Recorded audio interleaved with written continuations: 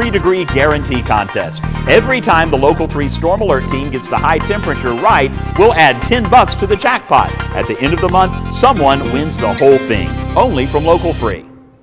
We're going to get you up and getting outdoors this morning because Tish Gailmard is here from Reflection Writing. I love her so much.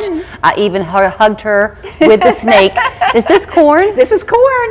Here he is. So, yes. Okay, first of all, wasn't it so pretty with the snow? Oh my gosh, it was gorgeous. My kitchen has a really great view, and I enjoyed looking at the trees. I think in the wintertime, they're even more beautiful because you get to see their formation. Right, they're almost architectural in the way they look, and I really enjoy that too, especially when you have snow that kind of sweeps up the trunk, and then you have snow on the branches. It's just really pretty. And we had a little bit of ice that would glisten and everything. So is it this Saturday? This Saturday. Yeah, we're doing a winter tree identification with Scenic City Arborist. For me, this is really fun, and I think for most people it will be too, because it's hard to ID a tree in the winter. Yeah, you can't see the leaves. Yeah, you mostly are looking at the leaves for ID, but if you can learn to look at the bark and the shape of the tree, that's going to help you ID them. So I have a lot of people call me and say, I don't know what tree this is. And I'm like, well, look at the bark, and then you can put it on iNaturalist or Seek and see if it'll ID it for you. But what a cool class to take and try to figure this out yourself. Very interesting. And I guess while you're on the journey, taking the class, is that your phone? That's my phone. You can tell me you can't talk right I now. am so sorry. But did you get to hear her ringtone? It was a duck. It's a duck. That's fun. We're just friends talking, you know. Yes. If you are doing this though, and maybe you learn some things about the trees, can you pick the arborist's brain and find out how to care for a tree that you might have? I don't see why you couldn't. I don't You've either. got them right there. I think that'd be a great opportunity. Can we talk about corn? Yes, my really good You friend. love him. I adore him.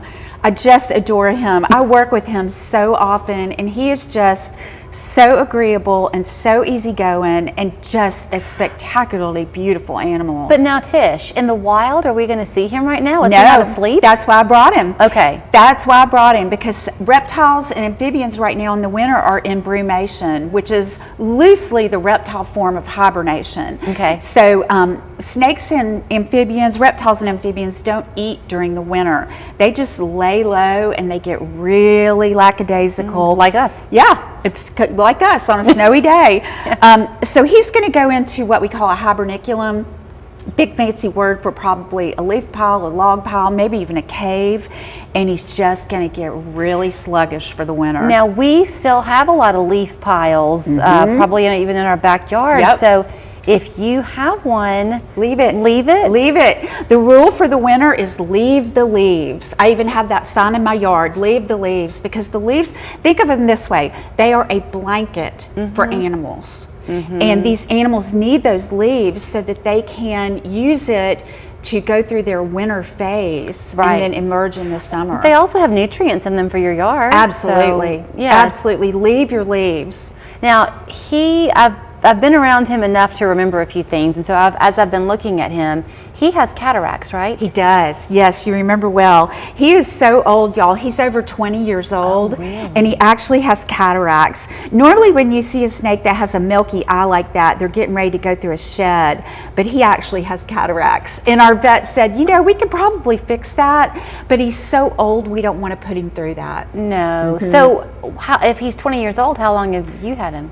We've had him all 20 years. So why did he come to you? So he came to us from an individual who had him that shouldn't have had him, and so we got him for that reason. He's a transfer from an illegal possession. He couldn't go back in the wild? Couldn't go back in the wild. So after reptiles and amphibians have been under human care for more than 30 to 90 days, they can harbor pathogens, and then if you release that animal into the wild, those pathogens can spread through different species and actually eradicate all kinds of animals. You know, isn't it sad how often we mess things up in an effort to yes. help? Like, what is it? Soon turtles are going to be crossing the street, and that's where you want to make sure you either just let them go or put them in the same direction they were headed. Yep. All these things that we try to teach people, Animal parents are the best parents out there, and most animals know what they're doing. We humans get in the way and we think, oh my gosh, this animal needs help, when they really don't. Okay, I don't want to not let you have a chance to talk about next weekend. Yeah, it's sandhill crane migration. Oh, yeah. So if you're out there and you're hearing this weird call, it's probably sandhills coming over. We're on the Eastern Flyway and they're making their way to the south right now.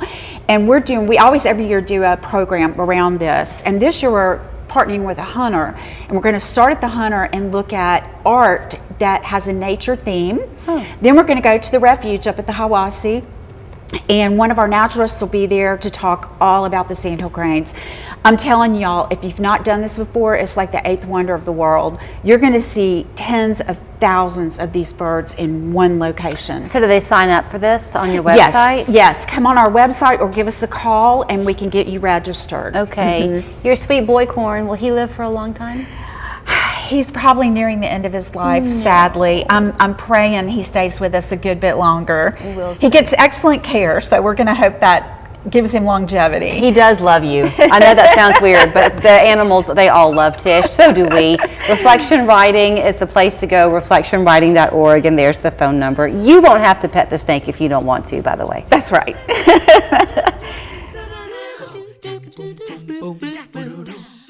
Wholesale Supply is your one-stop shop for everything plumbing, electrical, and HVAC. From the